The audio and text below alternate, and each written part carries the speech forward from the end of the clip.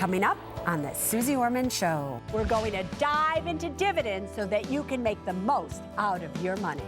Also, you can't afford $125 a month for your skin lotions. Oh. No more eating out, fast food, nothing, ever.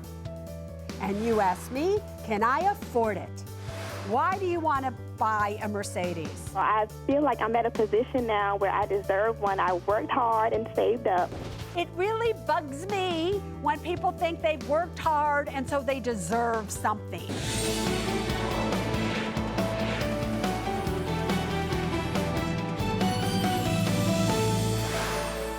Hi everybody, I'm Suze Orman and you are watching the Suze Orman Show. Tonight is the first night of Hanukkah. So happy Hanukkah, everybody. I hope you are having a wonderful evening and for the next 7 nights after this. But because tonight is Hanukkah, I want to speak to all of you about Geld. Now, if you don't know about Geld, Geld means money in Yiddish. So the goal of the Suze Orman Show is for all of you to get the most out of your money. And I have to tell you, I'm kind of afraid that you're not doing that. It is no secret, over the past 2 or 3 years, I have been saying to all of you, you need to be buying dividend-paying stocks or dividend-paying exchange-traded funds. For those of you, again, who don't know what that means, is that simply a stock that pays you income every 3 months, 6 months, whatever it may be. It's usually every 3 months. They pay you a dividend. Now, the reason that I wanted you to buy dividend-paying stocks is that we knew interest rates were going to go low. Yep, they went down to almost zero. So if you have money sitting in the bank, you're making what? 0.5% interest, and that interest is taxable to you. There were stocks out there, and still are, by the way, that you could have purchased that were paying you 5, 6, 7% in dividends. And during the year 2012 and before, we'll see if that changes next year, you would only have to pay outside of a retirement account 15% dividend tax rate. Big difference. If this money sat in a retirement account, your dividends weren't taxed at all. So many of you bought these dividend-paying stocks and they paid you the dividends, and you would take that money and you would just then let it sit in a money market account. That's what I want to talk to you about. That is the mistake that you are making. I want every single one of you, where you're not living off of the dividends, you're just investing and you have 10, 20, 30 years till you need this money. I want you to be reinvesting the dividends into the stock, mutual fund, or exchange-traded fund that is giving you the dividends. Why do I want you to do this? Let's just say you have $1,000 in a stock, and that $1,000 is paying you 5% in dividends. Okay, so that stock is paying you $50 a year. If you get that $50 a year and it goes into your money market fund, that $50 now is only earning, let's say, 0.5% interest. If, on the other hand, you took that $50 and you reinvested it back into the stock, then that $50 would be earning 5% as well. Big difference. So now your dividends are earning 5%, your money is earning 5%, and now your money is compounding and growing. And in the long run, you're going to have more Geld or money. So if you're out there and you have high yielding or any type of yielding dividend stocks, exchange traded funds, mutual funds, and you aren't living off of the dividends, do me a favor, give yourself a gift and reinvest them.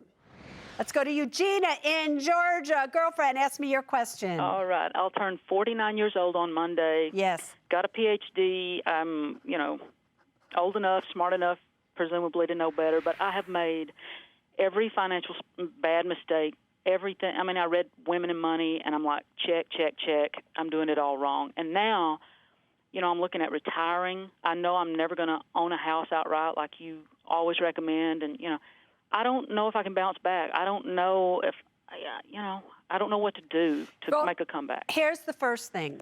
If you think you can't, if you say you can't, you never, ever, ever will.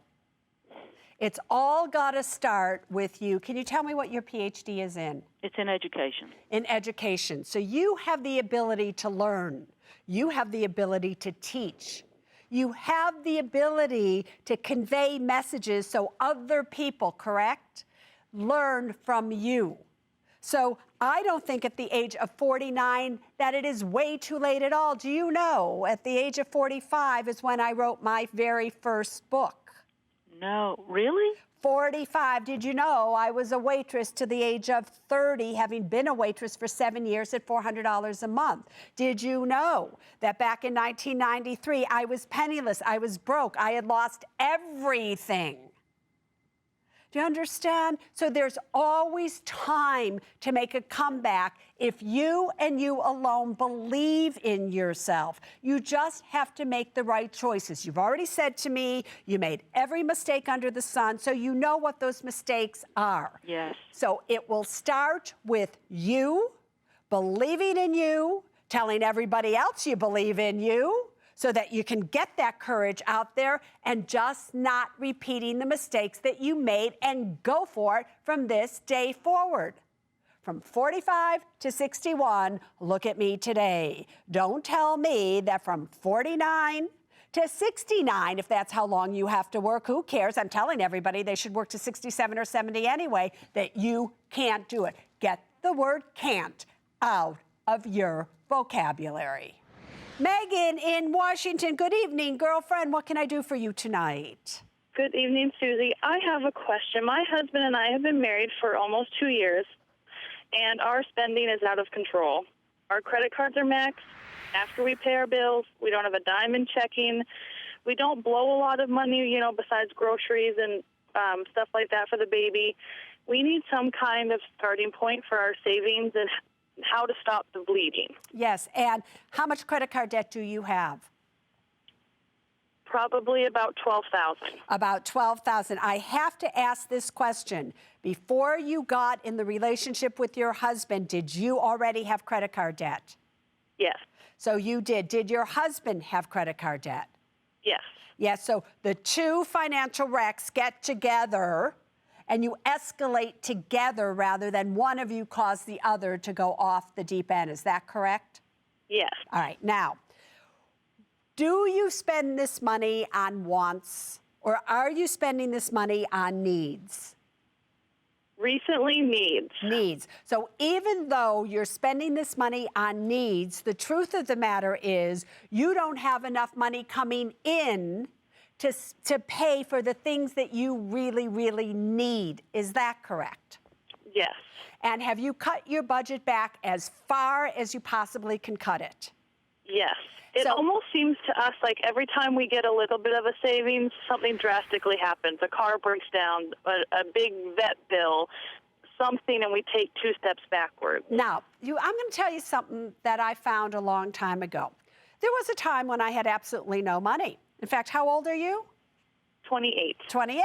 So when I was 28, I had absolutely no money. As I just previously said, I was still a waitress making $400 a month. And every single time I got a little bit ahead, my car would break down. Something would go wrong. And I kept saying to myself, and I know the people watching right now, they're thinking this too, because it's happening to them. I started to become powerful, and I started to say, what am I doing wrong? That's making that when I have money, things are breaking down and it's taken from me. And I came up with the following. I was still wasting money. I was still not respectful of money. I was still doing things that I shouldn't be doing with money. And until I started acting responsible with money, which means you don't go out to eat if you have credit card debt, which means you don't go to the movies, you don't buy clothes, you don't do these things. Until I got there, things kept going wrong. So therefore, 2 things for you. If you have cut everywhere, which I don't believe you have, by the way, then you are not making enough money for the lifestyle that you are living. So you either have to really change your lifestyle and or you have to make more money. And as soon as you get honest with that, then I'm here to tell you your car won't break down as soon as you've saved just a little bit of money. We're going to Ohio. Di, you're on the air. Hi, Susie. Hi, Di. What can I do for you tonight? Okay, well, my mom was a huge fan of yours and unexpectedly passed away this year. Yeah, mine too. Oh, I'm sorry. Yeah, so we're in the same situation. Mine just a little bit ago, but she was 97. So Oh. probably a little bit different. How old was your mama? 59. 59. So what's important, Di, is that everybody hear that anything can happen at any time. So are you okay, first of all? Oh, yeah. Yeah, all right. So ask me your question. Well, I've learned a lot from her and you because of her. Yes. And she ended up leaving me a lot of money. How much is a lot? A little over $1 million. Great. Good for you. Uh-huh. Go on. But she left it to me in both a trust and in cash. Yes. And I'm not getting it all at once, but I Good. need a direction on what to do with it. Mm-hmm. Do you own a home? No, Do you want to own a home? not really. Not really. Don't say it like so. You don't need to own a home. Do you need any more income than you currently have? No. Do you have credit card debt at all? Yes. You do. How much? That's $20,000. All right. Do you have any student loan debt? Yes. How much? $56,000. $56,000. Do you have any other debt at all on any level from anything or anybody? Nope. Do you have at least an 8-month emergency fund? Yes. You do. All right, so here's what I would do if I were you. Of the money that I do have, the very first thing I would do is get out of credit card debt. $20,000 gone. Next thing I would do, student loan debt. $53,000 gone. I would make sure that I was absolutely out of debt and into a solid foundation. I would fund my Roth IRA to the max every year, and simply I would just take it easy. And there's nothing wrong just leaving this money in cash until you know that you are capable of investing it. So you have to educate yourself. Don't just go to anybody because your friend says that they're good. You need to be in a good investment program and just go slowly there. But the very first thing I would do is get yourself out of debt. No more eating out. And when I say no more eating out, I mean never. You have got to not have the reaction of,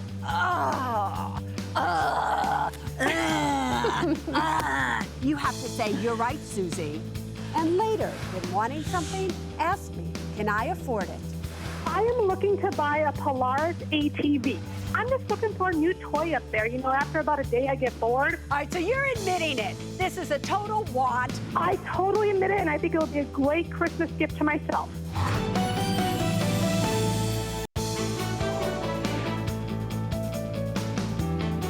Welcome back, everybody. So here we are with a case of big family and big spending. Brandy is coming to us from Salt Lake City, Utah. Brandy is 43. Her husband, Martin, is 53. They have a total of 10 children, 8 from previous marriages and 2 between them. Girlfriend, I don't know how you do it, but that's another story. All right, anyway. Brandy is a nurse practitioner, and Martin is a veterinarian who owns his own practice and animal hospital. Brandy wrote in saying she needed help to stop spending money on eating out. However, now she's discovered that's only part of the problem. Brandy, welcome to the Suze Orman Show. Girlfriend, 10 kids? I can't even take care of my plants. Really, 10? How do you do that? Well, we have 10 together, and we just work together for sure. All of us, yeah. But the truth is that 6 of them are out of the house now, and they're on their own. So you only have 4, as if it's only, but you have 4 that's in your home together now. So that's kind of manageable, correct? That's correct, absolutely.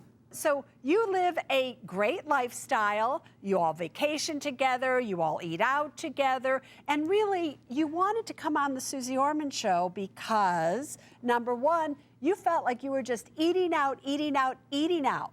So to come on the Suze Orman Show, especially for the one-on-one segments, you have to fill out all of this paperwork so that I can look at what's really going on in their life. When you did that, how shocked were you? Oh, I could not believe it. I was absolutely in shock at how much money we spend. Yes, it's insane. Before you did this, how much did you think you spent per month? On eating out or No, on all together. Oh, you know, if I had to guess, I would say maybe we spent $6,000 or $7,000 a month. All right, everybody, remember what she thought she spent. I know. $6,000 or $7,000 a month.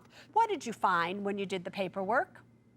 Oh, I found, well, first of all, I was shocked that eating out and my groceries were not the only problem, that there was a tremendous amount of money being spent on insurance and on other things, shopping and school clothes and necessities for seasonal changes in clothing. And it blew my mind how much per month, when I broke it up and divided it over months, how much we spent. Tell everybody what your true cost of living is on average per month. Go on, I'll let you tell them.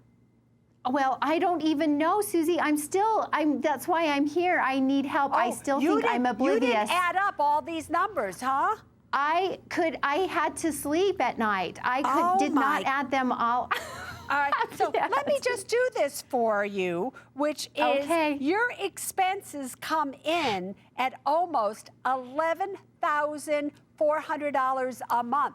To be exact, $11,314 a month. You're taking home $8,400 a month. So you are running a deficit of $2,914, or just let's say $3,000 a month.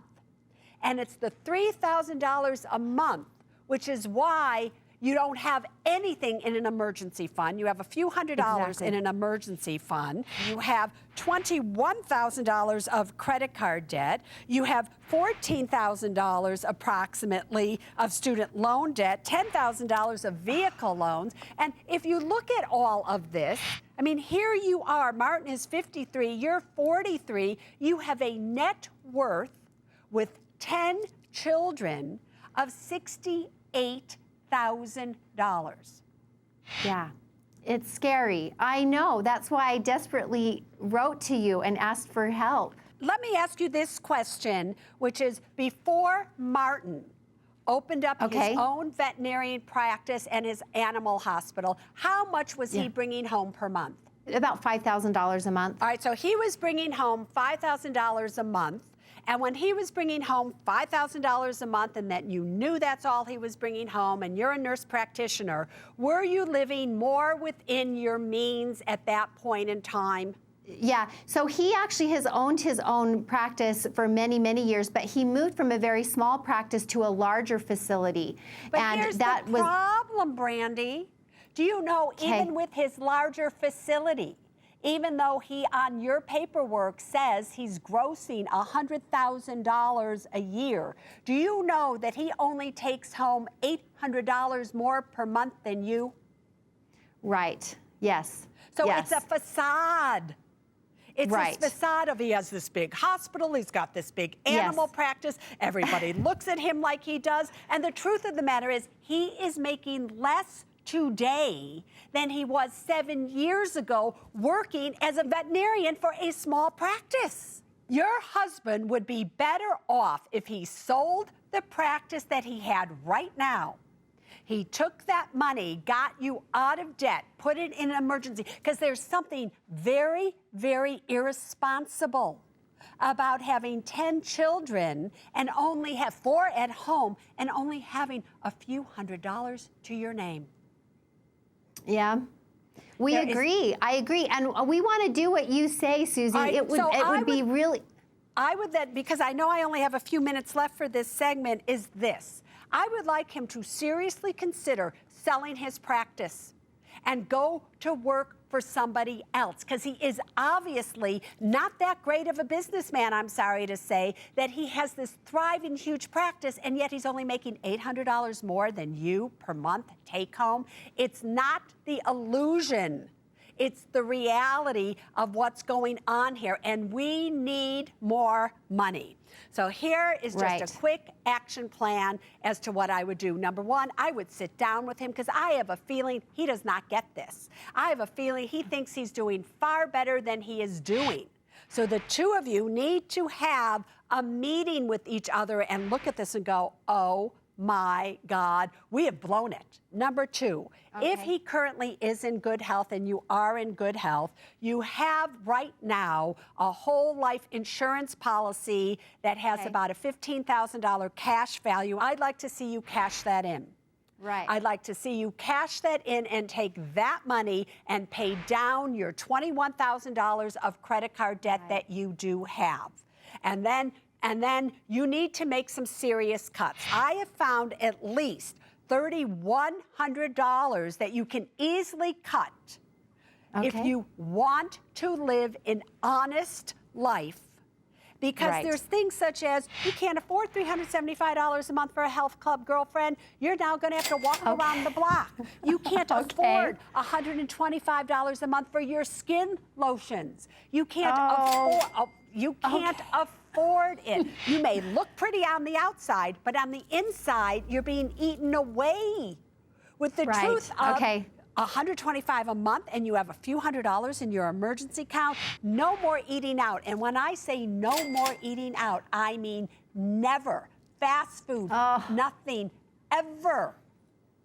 Okay, I'm going to do what you say. I want to do it. Now, we have many other cuts. We'll send them to you. But you have got to not have the reaction of,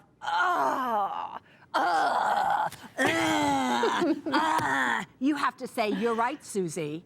I don't know what we've been thinking over these past years. We can't afford vacations. We can't afford all those things. If you can get in that mind frame and convince Martin to get realistic with this situation, you'll be okay. If you don't, you're going to be in serious trouble. Got that, girlfriend? Okay. I've got it. And so no more beach. It's so wonderful to take our family, but we just are going to have to downsize. And no more anything for years and years to come. Love you. Okay. Bye-bye. Thank you. Up next, you can't afford to miss. Can I afford it? I would like to know if I can afford to spend $25,000 on my wedding next year. This is all coming from you, not your fiancé, not families. It is. You must really want this wedding. Also, I worked hard and saved up, so now I want to reward myself by buying this car. You worked hard, so you deserve it, like there should be a reward that you work hard. Are you kidding me? What do you want to buy? Polaris ATV. Yearly trip to the Philippines, nanny for a year.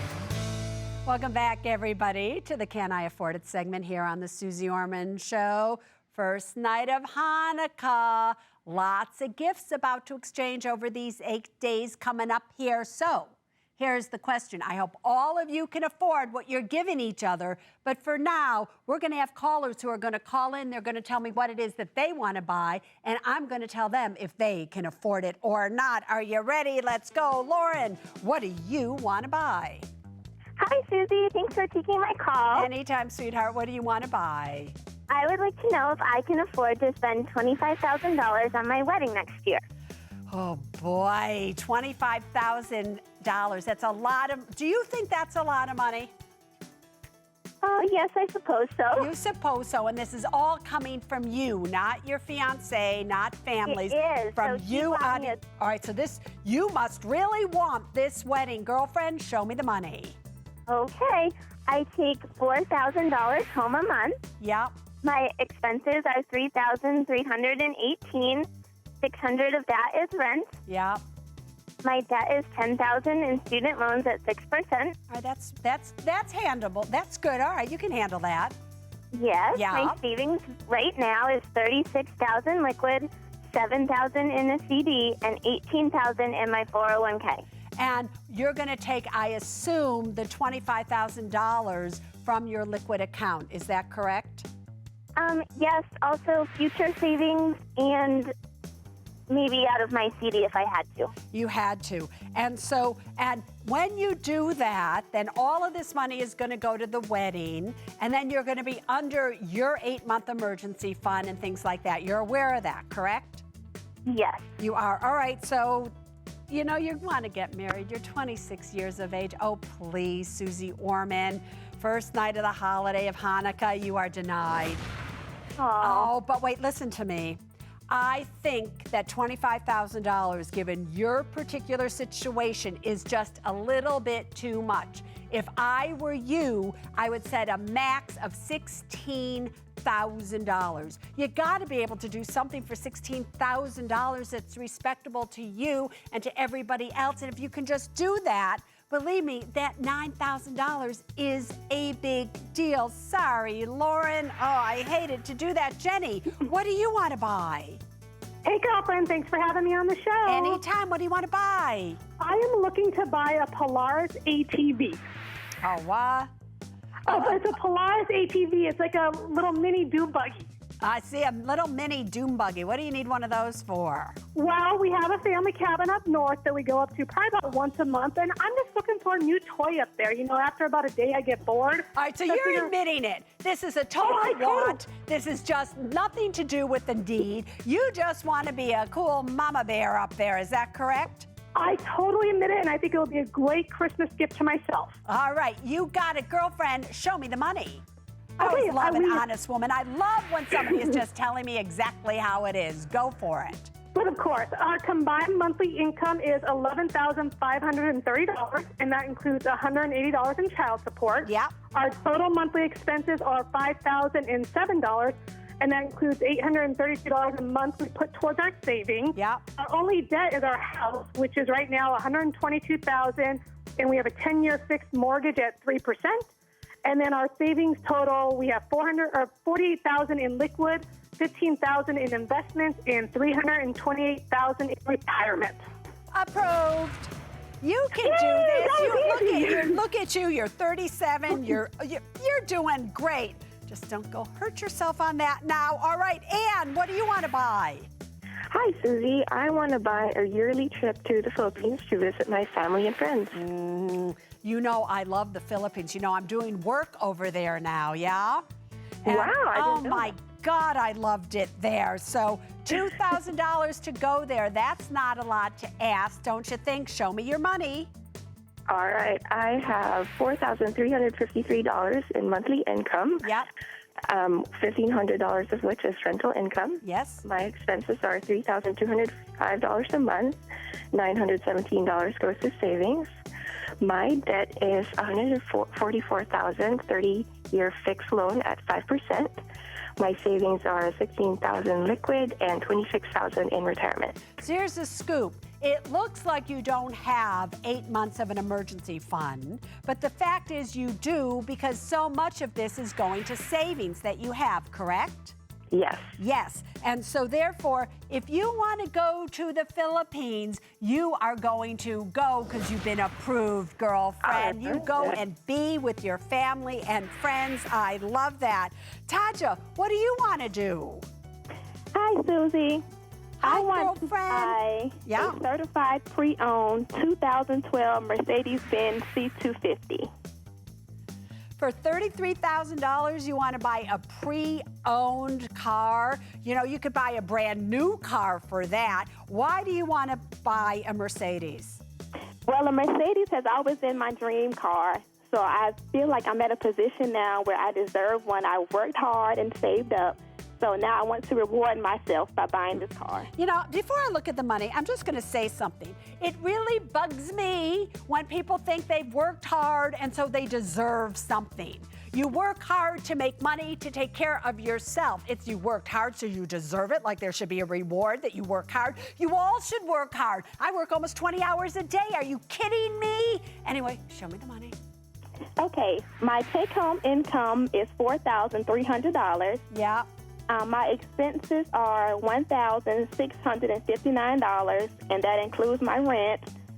The only debt that I have is my student loans, which are at $100,000 at 5.5%. But what does this mean that they're deferred? What does that mean? Well, I'm currently working on my PhD. Yeah, so you're not paying for those, is that correct? Correct. You don't even have to go any farther. You are all so denied, I cannot tell you. Rather than taking this money, rather financing it, because you're going to have to finance it, and you are driving a car. I don't care that you're working on a PhD. I wouldn't even care if you were working on 5 PhDs. Are you kidding me? That money should go right now while you're in deferment and be paying down your student loans, because your student loan is going to run you over $1,000 a month. You add that to $500 or $600 a month in a car loan payment. Oh, are you kidding me? All right. I don't even know where I am. All right, Mimi, what do you want to buy? Hi, Susie. I'm so excited to talk to you. Thanks. Mimi, what do you want to buy? And don't you dare tell me like a $33,000 Mercedes when you're a student with $100,000 of student loan debt. Okay, go on. I would like to I would like to hire a nanny for a year for about $18,500. How many children do you have? I have 2. There's a 3-year-old who goes to daycare, and then it's the 4-month-old that we need a nanny for. Because there's no daycare for that. All right, show me the money, girlfriend. Okay. Well, our monthly take-home is $91.22 combined. Yep. Our expenses are $6,376 a month. Yep. And in terms of debt, we have our mortgage, which is $252K, which is a 30-year fixed at 5.99%. You should refinance, but that's besides the point. Go on. Yeah, we're trying to. All right. And we have a medical bill that's $1,400. Yep. We have savings of $334K. Oh, Mimi, you're approved, you're approved, you're approved. You have more than enough money to do this. I'm sure it will save your relationship. You're doing great, really. You're kidding me. You are doing so fabulous. I can't even tell you. Go do it, Mimi. Want to be part of the Can I Afford It segment? If you're chosen, we'll send you one of my new I Was Approved or I Was Denied by Suze Orman t-shirts. All you have to do is go to my website, SuzeOrman.com, and you will find the information that you need to know there. Come on, say it with me, everybody. Say it with me. To come and play with me right here. Next, I tackle trending topics in Ask Susie. Is there anything I can do about old collections? Have you not been watching the Suze Orman Show?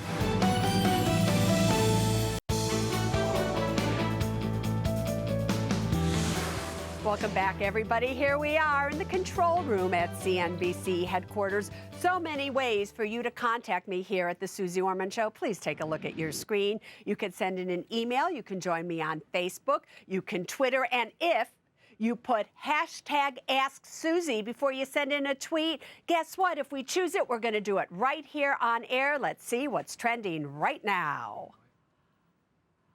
Okay, Ace of Oz says, how do you get out of a home when you are upside down and can afford the payments? Well, Ace, there are many things that you can do. Obviously, none of them a great choice. So number one, you could do a short sale if your bank will allow you to do so.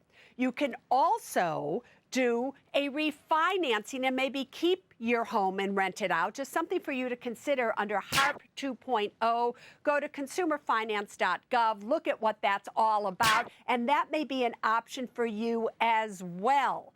So it's not really any good or easy choice here, but there are ways out. But whatever you do, especially if you do a short sale, walk away, whatever it is, guess what? It's going to affect your score. All right, let's see. What else is trending? At Francesca Holmes asked, is there anything I can do about old collections? Tarnishing my credit. Do I have to wait it out? Francesca, have you not been watching the Suze Orman Show? How many times do I have to tell you that once something has gone past, you're late on a bill, it has gone past 90 days, 120 days, and now it's old, it's 1 year, 2 year, 3 years old, it's not affecting your credit score anymore. It already has affected your score. Even if you get rid of it, guess what? Your score isn't going to go up. What you want to work on are bills that are in collections for 60 days, 90 days. If you can bring those up to date, then your score goes back up. But old ones, it's not going to affect you at all anymore. All right, let's go to our webcam. We have Chase come to us from Texas. Cowboy, what's your question? Hey, Susie. I have a question for you about my student loans. I'm confused of what to do because I have one federal and one private. My private is at a lower interest rate of 3.9 and my federal's at 5.25. You always say to pay off the private first. I've already paid down my credit card debt. I want to continue to pay down debt. What should I do? Can you tell me the difference? How much do you owe on your private versus how much do you owe on your federal? It's about half of what I owe on the federal. And your private has the ability, does it not, to raise its interest rates, correct? I'm unsure, to be honest. All right, so most privates can raise your interest rate up to 15, 16% and higher.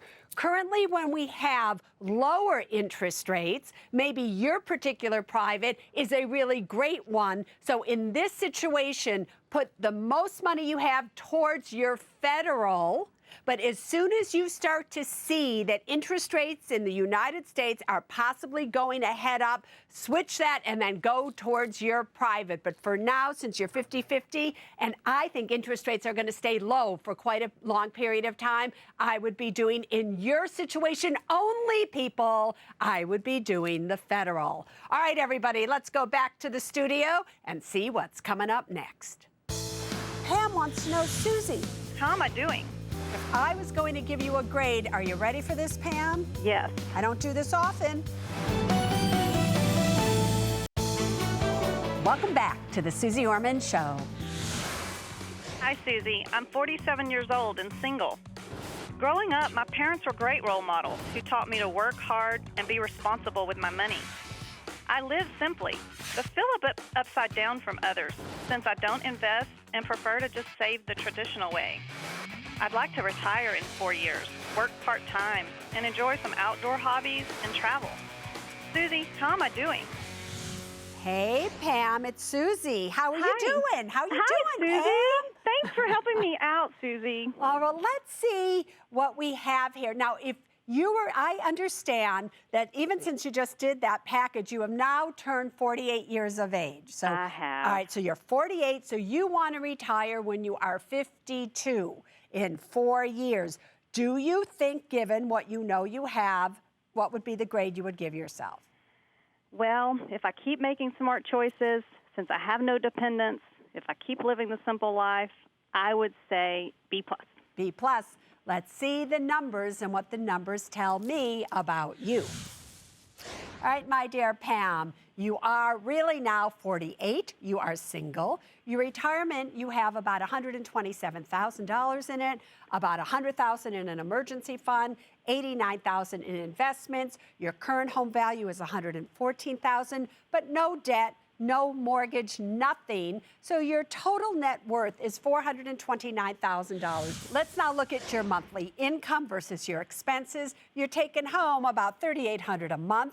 Your monthly expenses are only $1,566 a month. You're able to save almost $1,900 a month. So we have about $338 in excess. However, even though that's what you have, you want to know, can you retire, work somewhere else possibly, but can you retire in 4 years? And if I was going to give you a grade, are you ready for this, Pam? Yes. I don't do this often, but I would give you either a B+ or an A-.